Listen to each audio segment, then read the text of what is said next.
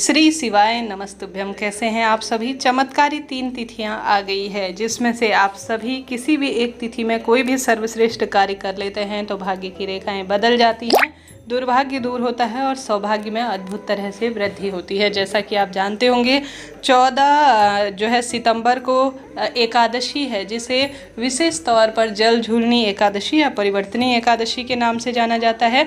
तो एकादशी के दिन समय मिले तो उस समय कर लीजिएगा। 13 तारीख को 13 सितंबर के दिन तेजा दशमी है, अर्थात दशमी तिथि रहेगी, उस दिन आप उपाय कर सकते हैं समय मिले तो।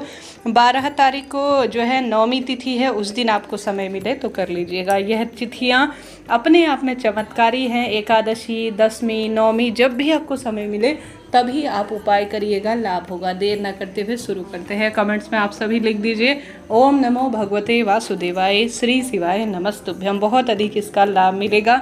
एकादशी का व्रत धारण करते हैं तो 14 तारीख को करिएगा। ठीक है जी, यह बात हो गई।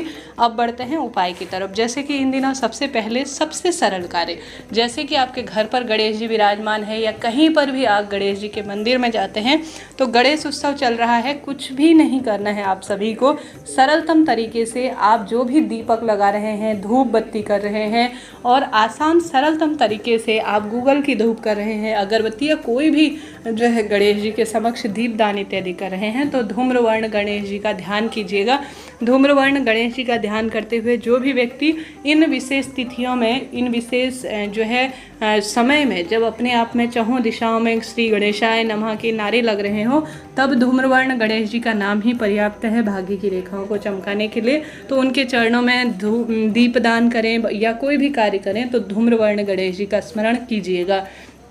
तो कमेंट्स में लिख दीजिए धूम्रवर्ण गणेश जी की जय। तो यह प्रथम उपाय आपको करना है, कभी भी किसी भी दिन कर सकते हैं। बढ़ते हैं दूसरे उपाय की तरफ। यह उपाय उस व्यक्ति के लिए है जिसको क्रोध अधिक आता हो, जिसके जीवन में विपत्तियां उसका पीछा नहीं छोड़ रही हों, उसको रोग कर्ज परेशान कर रहा हो। तो 1 मुट्ठी चावल आपको लेने हैं। आप जानते होंगे चावल चंद्रमा से भी संबंध रखता है और चंद्रमा मन और मस्तिष्क का कारक है, अर्थात मन परेशान रहता है, रोग बहुत अधिक होते हैं तो चंद्रमा की निश्चित रूप से कुंडली में स्थिति कमज़ोर है। तो शंभेश्वर महादेव का नाम लेकर आप सभी को 1 मुट्ठी चावल लेने हैं और छोटा सा रुमाल ले लेना है। रुमाल का टुकड़ा ले लीजिए, नया पुराना जैसा ही हो, परंतु लाल रंग का होना चाहिए। जो व्यक्ति क्रोधी है, जिसकी विवाह की समस्या है, कर्ज उसके ऊपर चढ़ा जा रहा है, हर स्वरूप में वह हार रहा है, दुख पा रहा है, तो 1 मुट्ठी आप सभी को विशेष तौर पर शंभेश्वर महादेव का नाम लेकर एक लाल रंग का छोटा सा टुकड़ा लेना है, कपड़ा लेना है। तत्पश्चात आप सभी को इसके अंदर ऊपर आपको 1 मुट्ठी चावल समर्पित करने हैं, पोटली स्वरूप बांध लेना है। फिर जो व्यक्ति क्रोधी है, जिसके जीवन में विपत्तियां उसका पीछा नहीं छोड़ती हैं, मन मस्तिष्क कमजोर है, रोग से प्रभावित है, तो उसके हाथ का स्पर्श कराकर शिव मंदिर में आप कभी भी 3 तिथियों में किसी भी दिन यह पोटली शंभेश्वर महादेव का नाम लेकर छोड़कर आ जाइए। कोई भी इस व्यक्ति को ले जाएगा, यह आपकी जिम्मेदारी नहीं है, बस ले जाए और आपने अपना काम कर दिया, समझ लीजिए काम हो गया। जीवन में हार रहे हैं, चिड़चिड़ प्रवृत्ति है, क्रोधी है, नशा करता है, यह कोई ना कोई व्यक्ति परेशान है ही इस समय में, तो यह सरल सा कार्य कर लिया जाए तो लाभ निश्चित रूप से होता ही है। तो हमने बात कर ली 2 उपाय की। बढ़ते हैं तीसरे उपाय की तरफ। यह उपाय भी कभी भी किसी भी दिन किया जा सकता है, बहुत सरल उपाय है। देखिए, कोई भी उपाय है महादेव द्वारा चीज़ें हमें प्रदत्त है और उन्हीं को समर्पित है। भले ही उनको धन्यवाद स्वरूप करें या उनके आगे आग्रह कर कर करें या आप उनके आगे भिक्षुक कर कर करें, परंतु आपको उनके द्वारा प्रदत्त चीज़ें उन्हीं को समर्पित करनी है। तो चिंता टेंशन की कोई बात नहीं है। साधारण सरल तरीके से यह तीसरा उपाय आपको करना है। आप सभी को उपाय को करने के लिए शिव भगवान का नाम लेना है, अर्थात शिव और नारायण का आपको नाम लेना है। कांता चक्र भगवान का ध्यान करना है। कांता चक्र वही है जो गुरुजी कहते हैं शिव और नारायण के हाथ में विराजमान है। तो कांता चक्र का स्मरण करें, शिव और नारायण का ध्यान करें और चले जाएं महादेव के मंदिर में। साथ में अपने साथ 1 जल का लोटा ले जाएं, 1 सफ़ेद फूल, 1 लाल फूल लेकर आप सभी को साथ के साथ 1 शमी का पत्ता और 1 बेलपत्र भी ले जाना चाहिए। ठीक है, क्या क्या सामग्री ले जानी है? 1 सफ़ेद फूल, 1 लाल फूल, 1 शमी पत्र, 1 बेलपत्र। कभी भी इन चीज़ों को ले जाएं और कांता चक्र भगवान का नाम लेकर शिव और नारायण का ध्यान करते हुए आपको चले जाना है महादेव और माता रानी के मंदिर में। हमेशा ही प्रभु के नाम मंत्र का जाप करते हुए आसन का चुनाव करें। हमेशा पूजा में पूर्व या उत्तर दिशा की ओर बैठें, भूलकर भी दक्षिण दिशा की ओर ना बैठें। सबसे पहले जो घर के मटके में से आप पितरों का आशीर्वाद मिल जाए ऐसी प्रार्थना करते हुए, और घर के सभी रोग दोष संकट पीड़ा का नाश हो जाए ऐसी प्रार्थना करते हुए जो जल का लोटा लेकर गए हैं सबसे पहले उसे शिवलिंग पर चढ़ा दीजिए। उसके बाद हमेशा पूजा में दीपक लगाना चाहिए, ऐसी मान्यता है। शास्त्रों में कहा गया है जो दीपक होता है वह पूजा पाठ का साक्षी होता है और कोई भी उपाय की सार्थकता इसी से होती है।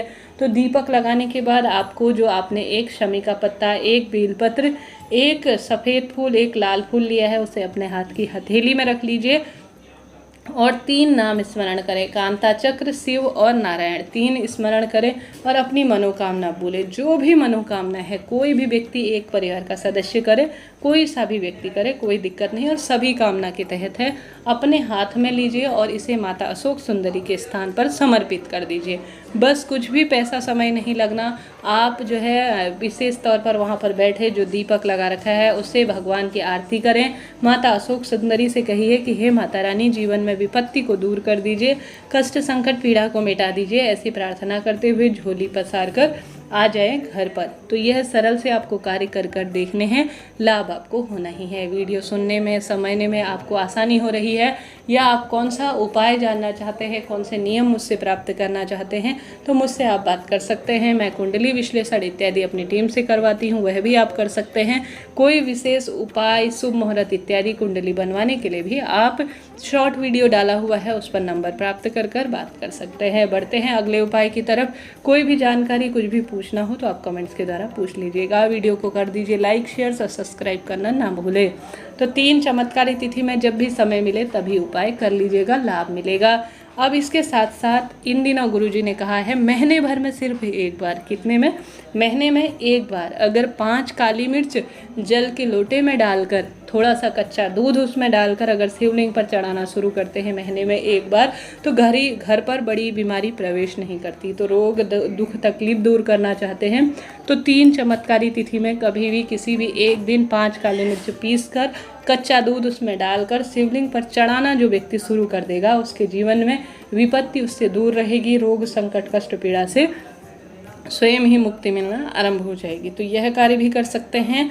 इन तिथियों में शिव मंदिर आपका जाना हो विधि विधान से पूजा करने के लिए तो आप कोशिश करें कि आवश्यक रूप से आप नंदी बाबा के कान में ओम का उच्चारण करते हुए अपनी मनोकामना बोले। शास्त्रों में कहा गया है, गुरुजी भी बताते हैं, अपनी मनोकामना कहते हुए ओम का उच्चारण करते हुए जो भी नंदी बाबा के कान में मनोकामना बोल देता है उसके कष्ट दुख तकलीफ उसकी मनोकामना नंदी बाबा सबसे पहले महादेव तक पहुंचाते हैं। तो यह कार्य भी नियम के तहत आपको करना है। साथ के साथ आप सभी को यह नियम बना लेना है कि आप सभी को इन 3 तिथियों में श्री शिवाय नमस्तुभ्यम महामंत्र की 1 माला का जरूर से जाप करना है। साथ के साथ शिवलिंग पर से चढ़ा हुआ जल जरूर से घर लाना है, उसका घर पर छिड़काव करना है और विशेष तौर पर शिव का श्रृंगार सफ़ेद फूलों से, पत्तियों से, अपनी इच्छा शक्ति सामर्थ्य अनुसार चंदन से आप श्रृंगार जरूर करें। समय भाग्य बदलते हैं मेरे महादेव, आपका भी बदलेंगे। हर हर शंभु नमामि शंभु।